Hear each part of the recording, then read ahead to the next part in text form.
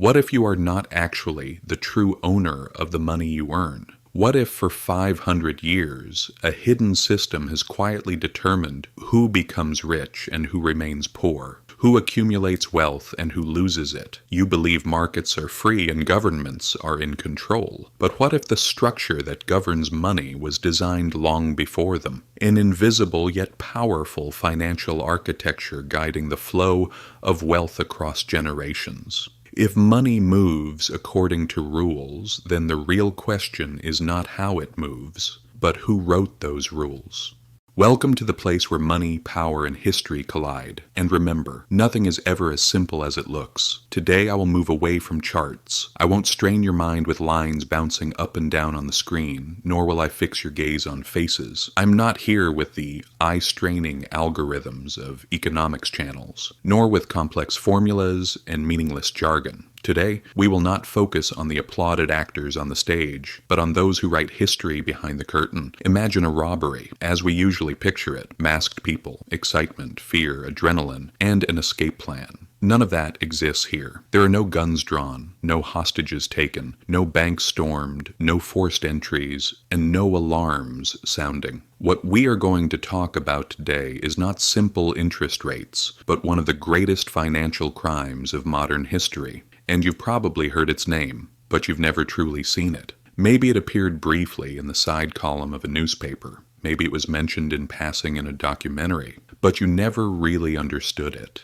Today, capitalism is presented to us as a fairy tale, under the banner of free markets and freedom. Competition, entrepreneurship, individual effort. We're told it's a level playing field where everyone competes under equal conditions. But when we look at the scenes of history, we see that the first great capital structures were built not on freedom, but on monopoly. Think of the Dutch East India Company. There were corporations that acted like states. They had their own armies, could declare war, and forcibly controlled ports and trade routes. These companies were not born from free competition. They were born from royal charters, monopoly rights, and state backing. Capitalism did not emerge as a romantic idea, but through accounting ledgers and the use of force. History's first rhyme whispers this truth to us. Those who controlled the flow of money held power. What began as coincidence turned into a rule, manifesting in different forms, in different places, across different eras of history, but its essence never changed. For years, history imposed a lie on us, the story that money emerged from barter. Imagine this. Before money was invented, people survived through barter, exchanging goods. You raise sheep, I grow corn. But when I want sheep, you may not need corn at that moment. This made meeting immediate needs difficult. Barter was hard, and so money was invented. This narrative is simple, logical, and innocent, but it is not true. Anthropologists, archaeologists, and historians have never found evidence of such a system. What they did find instead were debt systems. People borrowed from one another, kept records,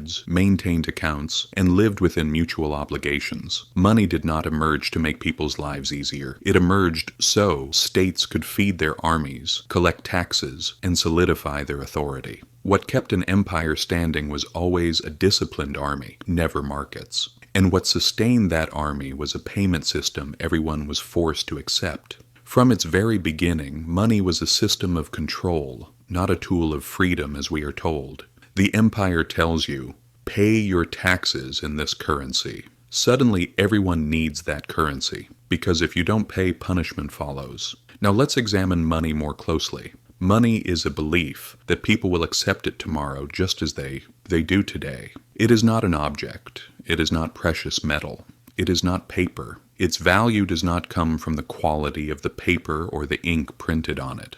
What gives it value is collective acceptance. When that trust disappears, even the greatest empires collapse. That's why major empires rarely fall because of wars between them. They fall through balance sheets.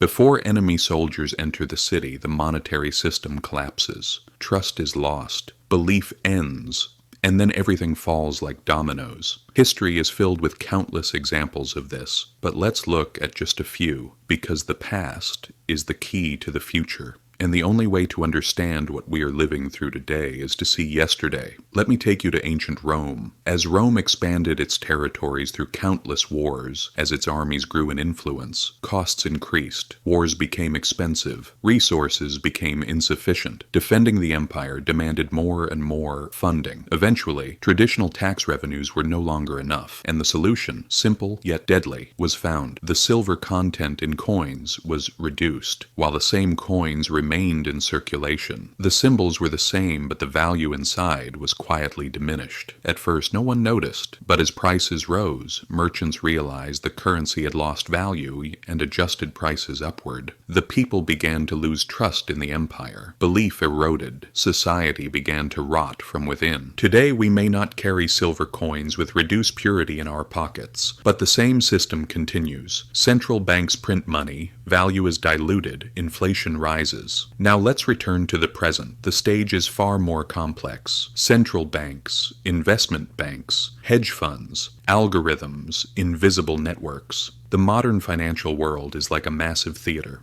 On the surface, there is the market, competition, prices, buyers and sellers. Everything appears free, but beneath the stage lies a massive steel framework. Its job is to hold the stage upright, and it remains invisible. Hedge funds, major banks, and financial institutions are that framework. You don't see them, but they support the entire structure. And at the very heart of that framework was a button, hidden for years, unseen by almost everyone. LIBOR. LIBOR. It sounds technical, boring, distant. For most people it means nothing, and that's exactly why this story is so big, because the most effective robberies in history happen when no one notices. No one shouts, no weapons are drawn, no glass is shattered, banks aren't stormed, vaults aren't forced, no alarm sound, only numbers move. And those moving numbers silently reshape the lives of billions of people. People experience interest rates on credit card statements when buying property or taking out loans. But the real story, the one you're shown, is written behind the curtain. Interest is not a natural result of markets. It's not simply the numerical output of supply and demand. It is power written in mathematics.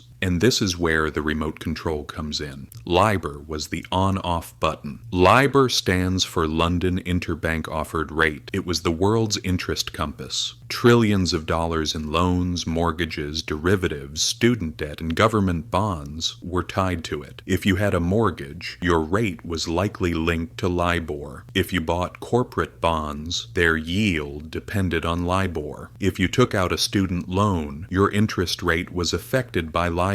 2 out of every 3 people on Earth were influenced by this number, without ever knowing it. So how was this rate determined? Not by free market data, not by complex algorithms, not by independent calculations. Every morning, a handful of banks were asked a simple question. At what interest rate would you lend to another bank today? They submitted estimates. Those estimates were averaged, and that average became LIBOR. This is where the darkest game begins. Banks could manipulate LIBOR with small adjustments, and those small adjustments created billion-dollar consequences. One bank could push LIBOR slightly down to profit from derivatives. Another could push it up to make its balance sheet look healthier. This wasn't a market game. It was a backstage agreement. Banks coordinated daily through messages, adjusting LIBOR to serve their own interests. For years, no one truly wanted to see it. Regulators were silent. Auditors looked away. The media didn't ask. When the LIBOR scandal finally broke, the world's largest banks paid billions in fines. Barclays, UBS, Deutsche Bank, Citigroup, JP Morgan, all were found guilty, but no one went to prison. Executives retired, resigned, or moved to other banks. No real accountability followed, because it was framed as a mistake, a few bad apples.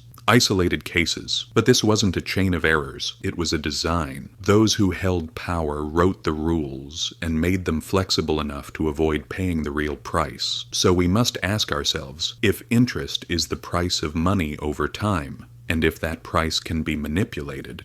Was the market ever truly free, or were we just watching the performance on stage? We were told stories of free markets, supply and demand, invisible hands. But in reality, power relations were at work. Big players set prices freely and tilted the table in their favor, and the system was designed to allow it. The British Empire ruled India not through constant military force, but through accounting and taxation systems. Wealth was quietly extracted and centralized. Famines were framed as natural disasters while millions died. A civilization collapsed not through gunfire, but through ledgers. LIBOR worked the same way. No one woke up thinking, "I was robbed today." But millions paid endless interest, earned less, borrowed more, through mechanisms hidden behind technical language. So ask yourself, if money is a belief, if finance is a theater, if history rhymes, where are you in this play? An actor, an extra, or just an audience member? Most of us are spectators. We applaud without fully understanding what's happening on stage. We go home when the curtain closes, but the play continues, and it shapes our lives. Financial literacy is about seeing behind the curtain, understanding the system, playing the game by its rules instead of being silently robbed. And now we reach the end. Ask yourself this: why is one of the greatest financial crimes in history barely known by the public? Why was LIBOR presented as a technical detail? Why didn't this story enter school textbooks? Why is it mentioned only in footnotes, even in economics departments? Perhaps the answer is simple. For the system to function smoothly, some stories must remain obscure. If people don't understand these mechanisms, they won't question them. And if they don't question them, they won't push for change. LIBOR was replaced by a new system, SOFR. It was said to be more transparent, more reliable, but the core question remains. Who controls it? Who oversees it? And what really changed? You are at the place where money, power, and history collide. The curtain is closing, but the play isn't over. Actors change, sets are rebuilt, the stage evolves, but the script remains the same: power, money, control. History teaches us this: those who control the flow of money always hold power, and that control is most effective when it is invisible. LIBOR was a scandal, but only one example. These mechanisms still exist, perhaps under different names, perhaps in different forms, but they exist. So the question is this: what will you do with this knowledge? Ignore it, or start looking around, curious about which games are being played? Because knowing is the first step. Understanding is the second. And if enough people know and understand, perhaps the third step can be taken: change. The curtain has closed. The lights are off. But you've seen backstage now, and you will never look at it the same way again. If you enjoyed the video and the content, I invite you to subscribe to the channel. Goodbye.